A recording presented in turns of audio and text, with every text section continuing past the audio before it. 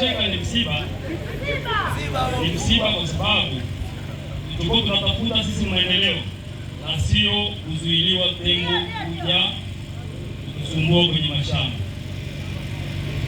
Profesa Mkenda, my brother, amekuja Rombo, hajamaliza miaka 5 tayari tumeona hospitali ya kata imefunguliwa, shule ya Profesa Adolf Mkenda imefunguliwa,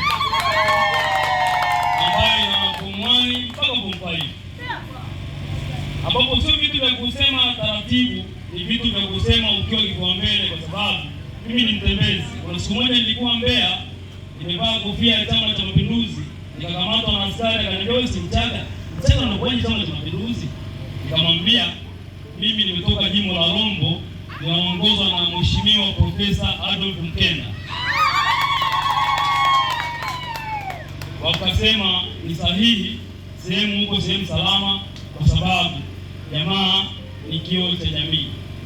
Kwa hiyo tunaposema maneno ya kuhusu Profesa Adolf Mkenda yanashirikiana kabisa na Kelvin Soka Kaanga, kwa sababu pia yeye kafanya mambo mengi kwenye kata, kwa sababu vitu tunavyovitaja viko kwenye kata ya Ulili au viko sehemu nyingine. Jamani, kama maji watu wanalalamika maji, lakini ni vitu vya kwenda taratibu, kwa sababu hapa tuko wengi, kuna familia. Sasa kama unaona hata wewe mmoja ambaye ni muuni ambao ana mke ana familia, lakini anahitaji kuongoza watu wenye wake wenye akili timamu, unaelewa nini kibaya nini kizuri. Mmoja Kelvin Soka Kaanga, mimi ni brother wangu, ni msikivu sana. Labda watu wengi hawaelewi, wakati najenga geti la shule ya sekondari ya Ulili, yeye ndo aliniomba kama mdau. Aliniomba akaniambia, aisee, kama unaweza hilo geti, tumekaa vikao vingi sana, hebu kama unaweza liweke hilo geti. Na mimi nikaweka.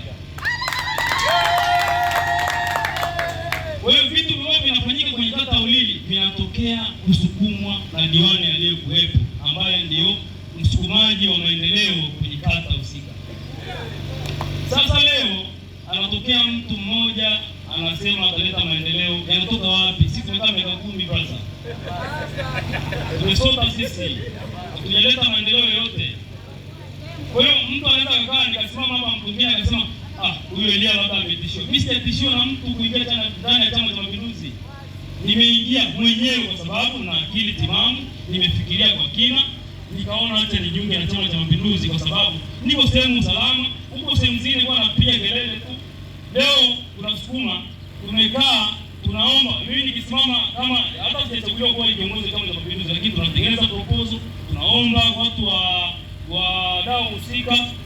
Kama leo kuna watu wako hapa wana watoto shule ya sekondari ya Profesa Adolf Mkenda.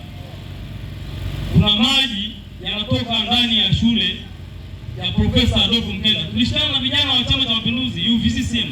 Tumechimba mtaro. Tumeleta maji, tumeweka rola 27 zimelala chini. Tumeleta maji Profesa Mkenda.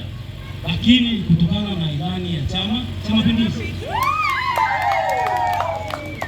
Hivi ina maana nikikuwa niko Chadema nikasema aisee, naomba bro, naombeni rola 7. Hapo mtu nimemwomba vyo ni mkurugenzi chacha.